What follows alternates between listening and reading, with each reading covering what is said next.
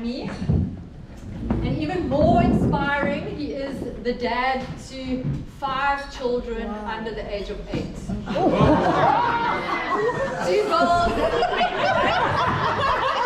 And I've just spent a month with my 2 grandkids who just wrestled and ran wild, so I can't even imagine what it was like to have 3 of those little monsters running around. So just awesome. And Adi's going to be sharing his story of building a fast-growing company, adding insights on the mega gig economy, the transformation of professional services, and how companies can build lean, high-impact teams. Please give Adi a warm, warm welcome. Same wife. Same wife. Same wife. Same wife.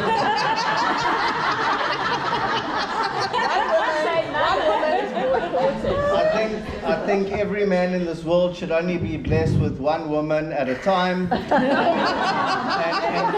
and only 1 woman ever. Okay. So thank you so much, and thank you to Landy and Mike for thinking of me and for including me. I'm actually humbled because you hear their credentials and you realize, like, whoa, you know. Hopefully I can live up to the hype. As I was saying to Mike earlier, if I'm surviving, then I'm doing brilliantly. So I'm actually just trying to survive. And thinking about the fact that they use so much AI, I'm actually honored that when they said to the AI, can you scan the world and the internet in Cape Town for who could be the speakers, that the AI potentially thought that maybe it would be a good idea. So I'll try to live up to that as well. And so I'm Adi Kaimowitz. I'm not going to talk too much about myself. There's only 30 minutes, and normally I speak for 3 hours, and even then I only get through 25% of what I have to say. So, so we'll see how we go.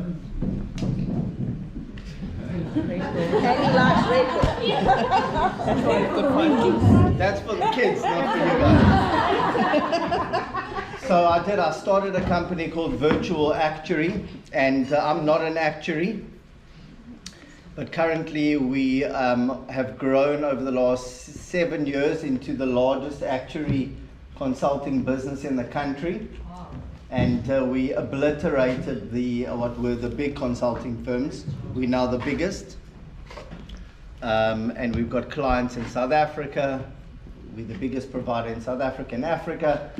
Asia,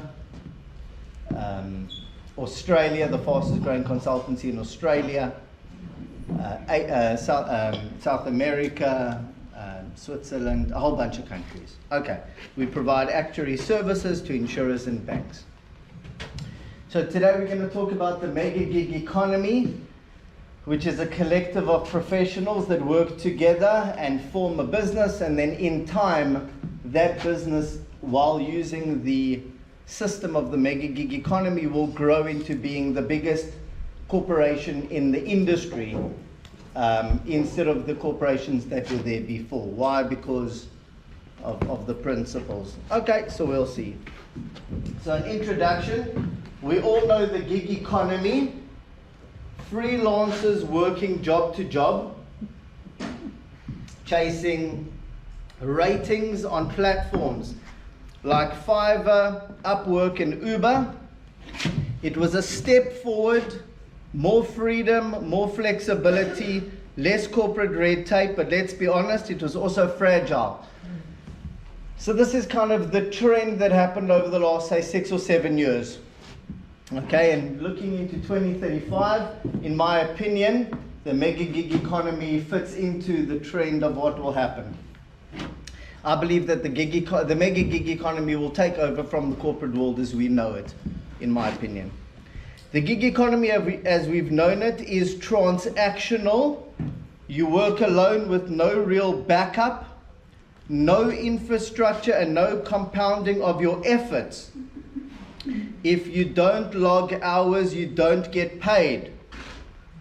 There's no scale, no pipeline, no protection. It's freedom, but with limits. The mega gig economy is the evolution. It's pretty much a consortium of professionals. Bit weird, not so easy to pull off, but it is a consortium. It's what happens when highly skilled professionals stop working alone and start working together.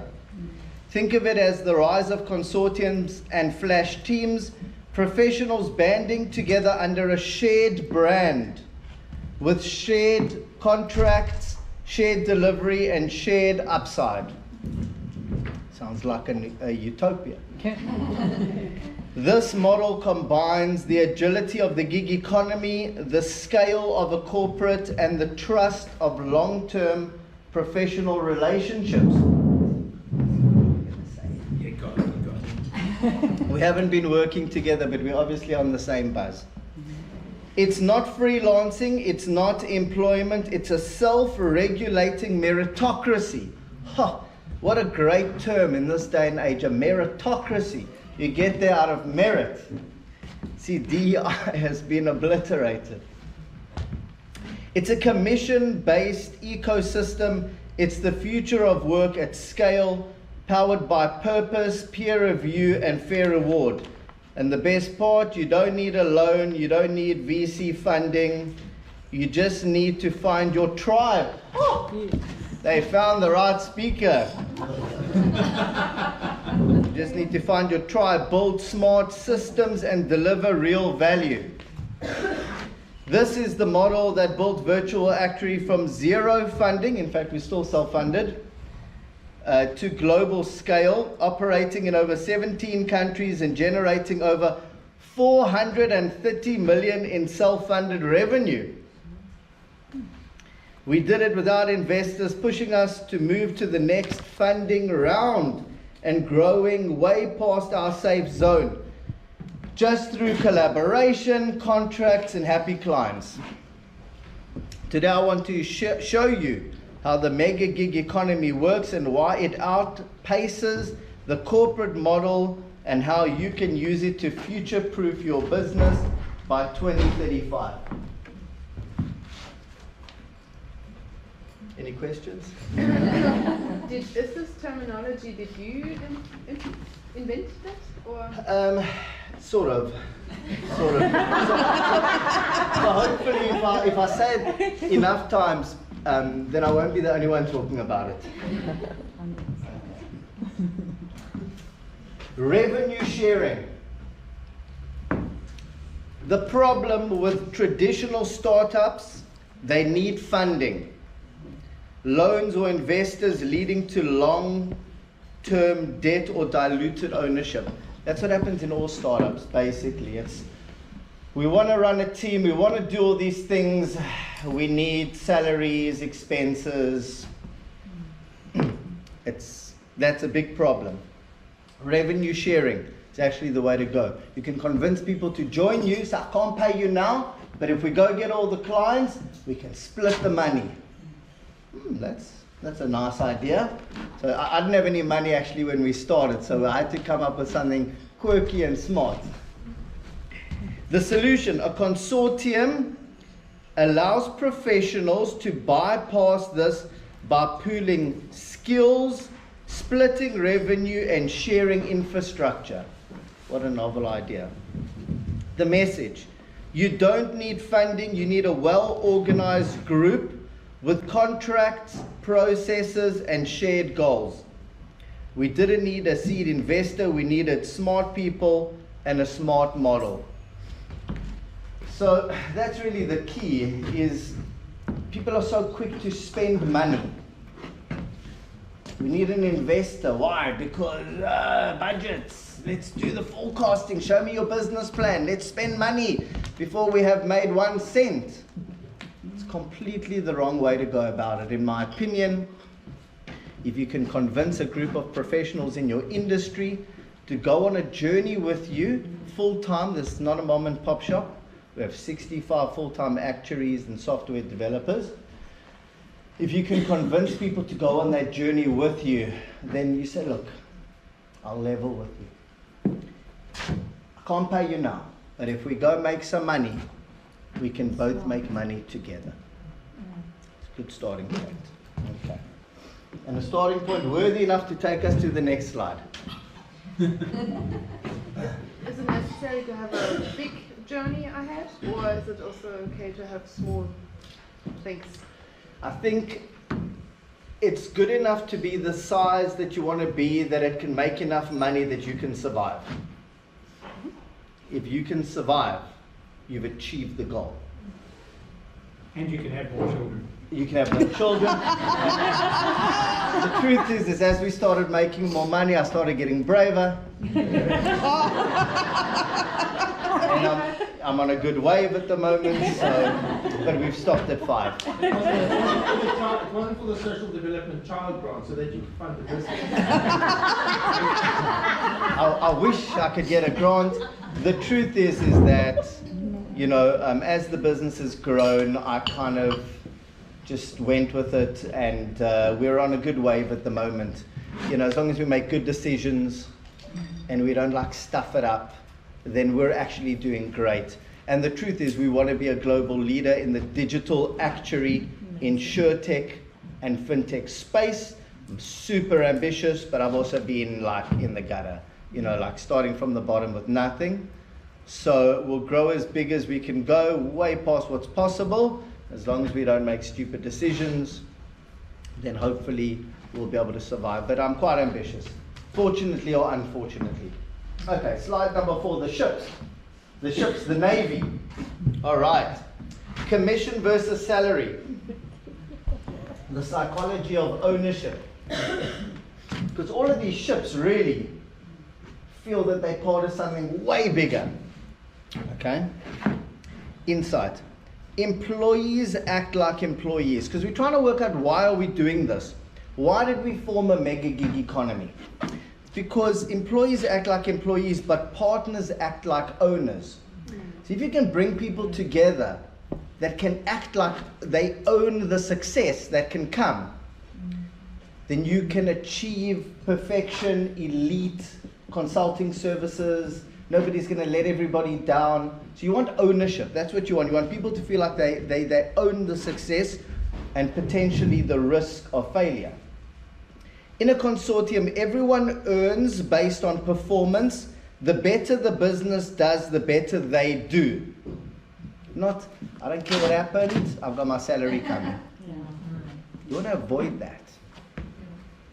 Okay? This flips the mindset from compliance to contribution. The moment you remove the salary safety net, you awaken a deeper drive.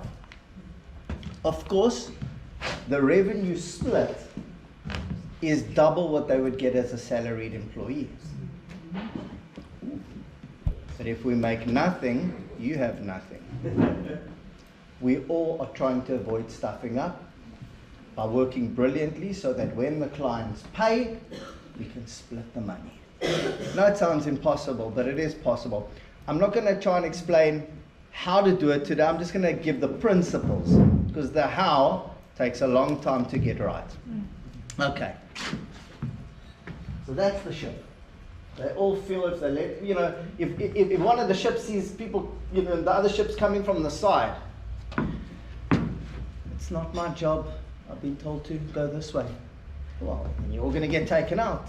Turn the damn ship around and do something about it. Fix the problem, or the whole fleet's going to suffer. That's the mindset of ownership instead of employee. It's not my job. So we try to avoid that nonsense. Okay, by having everybody feel like they're part of the success. Flash teams for the win. What we call the organized collaborative. What is a flash team? A flash team is, client needs something that I want to hire full-time people. Ta-da! We will come and we will tag team each other in, and we will fight in that ring together. And when it's done, we'll all leave together. Client wants to call us, they can call us in a flash. But every single person that is part of the client's flash team for us has everybody else in the business that is a flash team available to them. Oh, so what you're saying is, if I go find the client, because I can't do the work, I'm already doing 160 hours, I'm going to call my flash team. And they're going to come in and they're going to help me in the flash. So the same as the clients have your business as a flash team, you have everybody else in the business as a flash team. Okay? We need software developers. His whole flash team of software developers helps me get the client. And when that client pays, we have a partner sharing arrangement. And that's how you make annuity income, by having flash teams, because you're the flash team. Okay. The challenge for freelancers, the gig economy. This is why the mega gig economy is the evolution of the gig economy. You can't scale alone if you're in the gig economy. It's just you trying to hustle for your next gig and trying to hustle for your next gig. But in the mega gig economy, as a business, you're all working together to get the client, whether you can do the hours or not. Okay, flash team model, plug and play professionals, grouped project by project based on skills, availability, and chemistry. It's a very organized business. It's not a, hey, I'm available, hey, I'm not available, sorry guys, it's a mom and pop shop. The Mega Gig Consortium runs as a very organized, like a mafia as such. Once you're in, you're the family, we take care of the family. There's no coming and going. You come in, we let you in on the family secrets. No one will ever meet you again, no one will ever see you again if you leave. Yeah. It's a very similar system. Don't get afraid. So it's like a consultancy, but minus the politics and the overheads. Why? Because meritocracy. It's not like you spend most of your time trying to, do sort of politics in the business place, but no one likes working with you, but you're progressing as the boss. No one likes to work with you in a meritocracy. You get excluded. Oh, what a beautiful thing. So then those that aren't doing well get sidelined, and those that do brilliantly grow in the business. The future of work isn't companies, it's coalitions. I don't know who these guys are, but what a great shot, eh? The self-regulating meritocracy. No hierarchy, just reputation. If you add value, you stay invited. If not, you don't. If you can get that right over time, that team that grows on merit, we do proposals for clients, we're the elite. Clients are getting the best team in the world. The stragglers, those that are stuffing around, they're not part of our team. Imagine growing a client base like that, as compared to the service that they used to be getting. You'll take over the market. This cultivates trust, fairness, and performance without needing HR departments or annual reviews. Peer reviews and nurturing juniors is built in scalability. In our world, there are no promotions, there are only invitations. Any questions?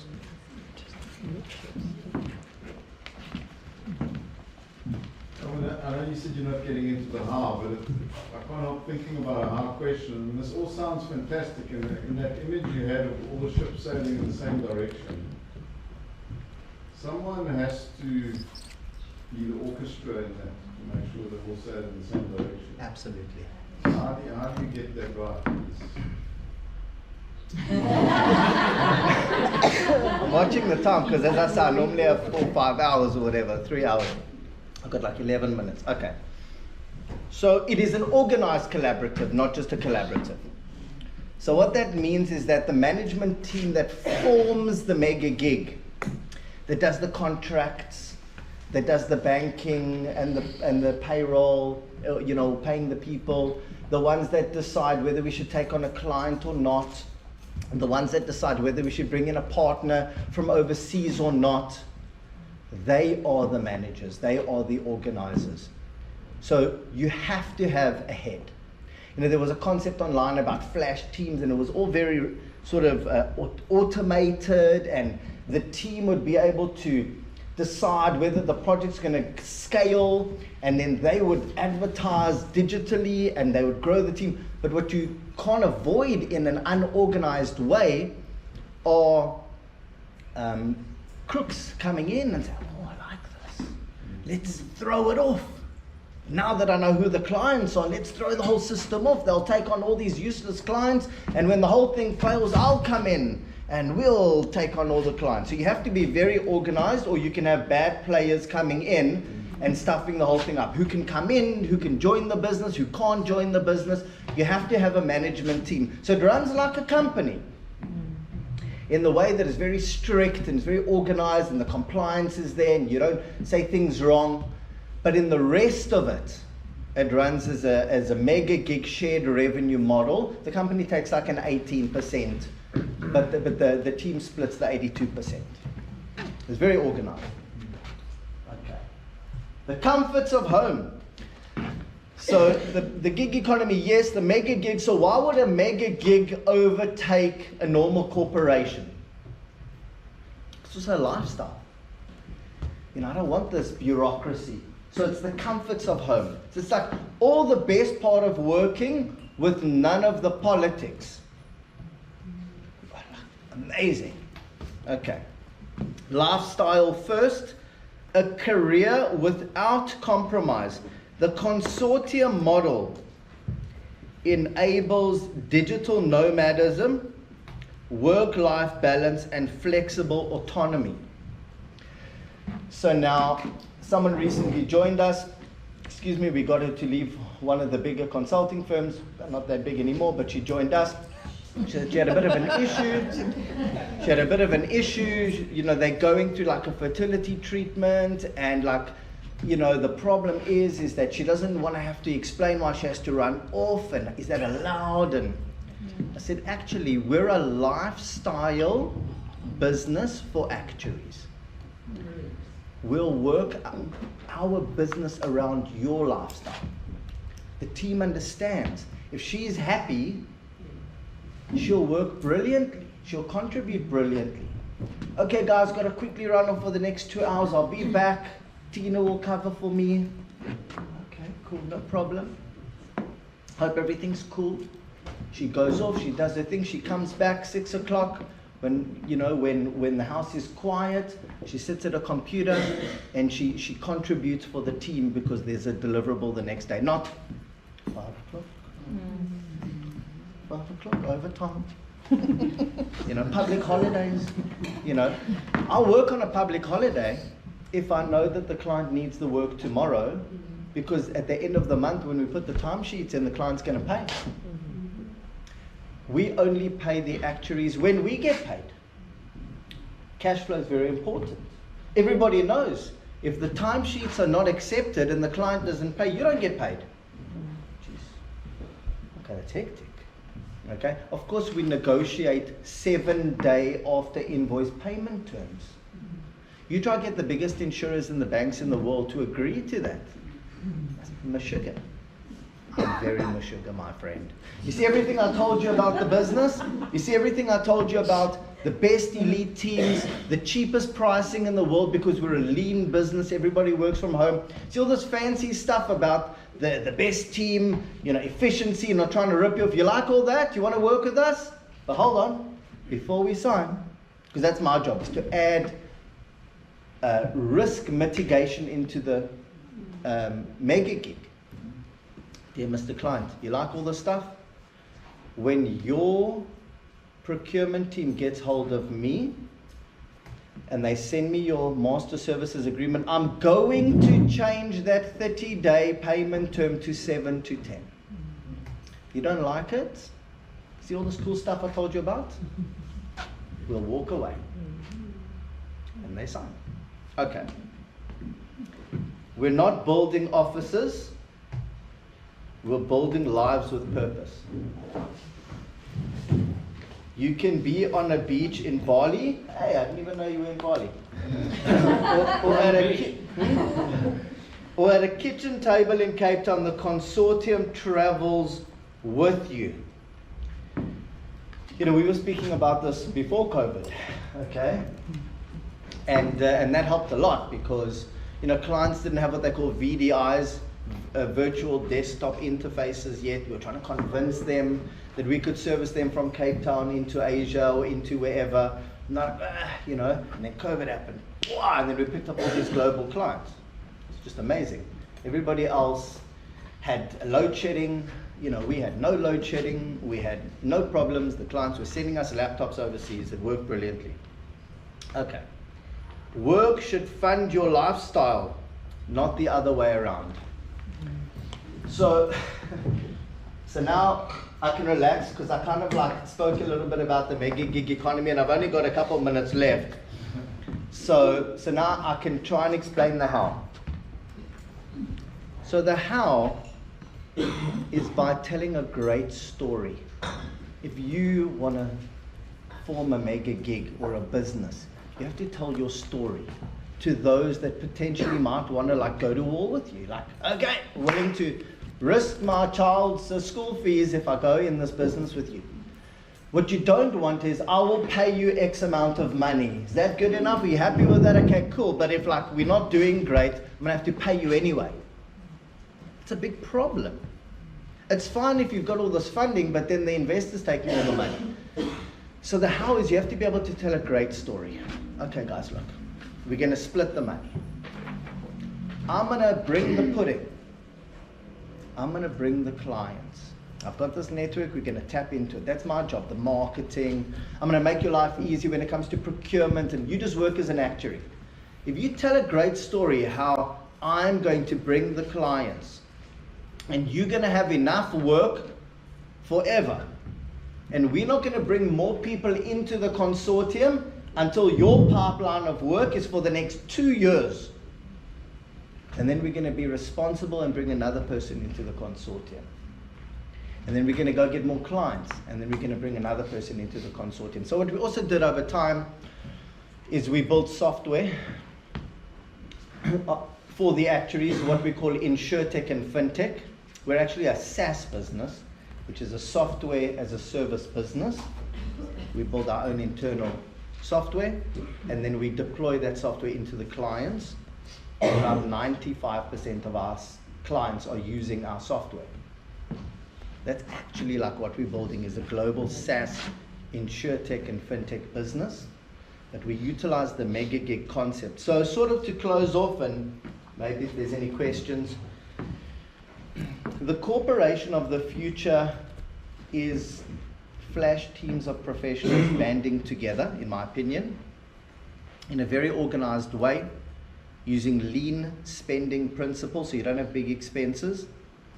You try and pick up as many clients as possible, whether if you're making shoes, that's retail stores that are buying the shoes, whatever the clients are, you try and get enough work coming in so that when that money comes in, you don't pay people before, but rather when the clients pay, you split that money into the mega gig. Yes? Consortium, is it individuals or companies? Individuals. So it's not an entity that you're collaborating with, it's an individual. Yeah, so it's an individual. It's an individual. And now some of our partners overseas, consulting firms in, say, Indonesia, are companies. Because you retain 20% of your, or 18% of the revenue for the business. That business is generating wealth as an entity that has value in the long run. But the 80% or the 82% is individuals, not entities that are creating wealth. So what happens is that company in Indonesia or in Dubai or whatever, where our partners are for the Middle East, we go get clients together in the Middle East, and that work comes in and we do the proposals together, and generally our teams are doing the work. And when and then we price it to the client. When the client pays, we know what we have to pay the team. It's about 80% of what the clients pay. We then split the profit with the partner. You create a JV entity as the company at the top with your individuals. Yeah, exactly. So they are able to tap into our flash team to be able to service their clients without having to hire people internally themselves. It's one massive like partner system where you kind of scale the whole thing so that our managers in time, our actuaries in time can stop working on their own hours and just manage the teams around the world. And then the split goes to the managers, it goes to the people that brought the business in, and then the rest of the team splits the 82%. It's one like a master partner system. So kind of in closing, because it is half past,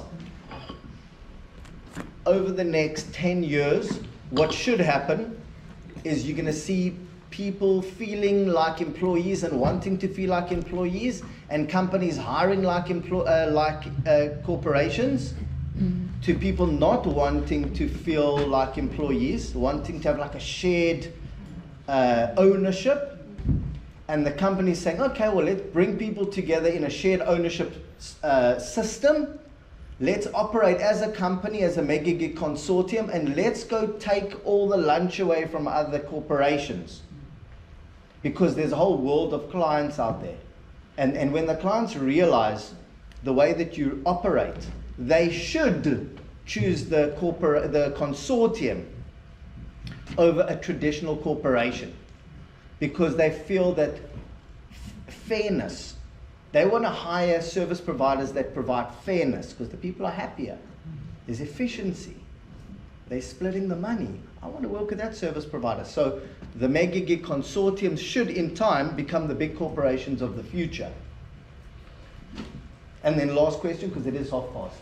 So the only recourse that you have to the client is to withhold the money. Yeah, but that's always the case. Yeah. That's always the case. The clients will always, if they're not happy at the end of the month, they they won't pay a corporation. Say, well, you didn't provide the service. So they'll always hold back the money. Anyway, the only difference is that everybody that participates with us, as opposed to at a corporation, they're on salaries. They get paid whether there's delivery or not. With us, you don't get paid unless the client pays us. And that whole system should take over from the, it's not my job. And, well, no, okay, brilliant. What is the average age of your guys, your consortium? People with 4 years of experience to 15 years of experience. Yeah. You're so relevant, it's amazing. Like, Of course, of course. AI said so. Thank you, I'm humbled, and thank you so much. Wow, so amazing.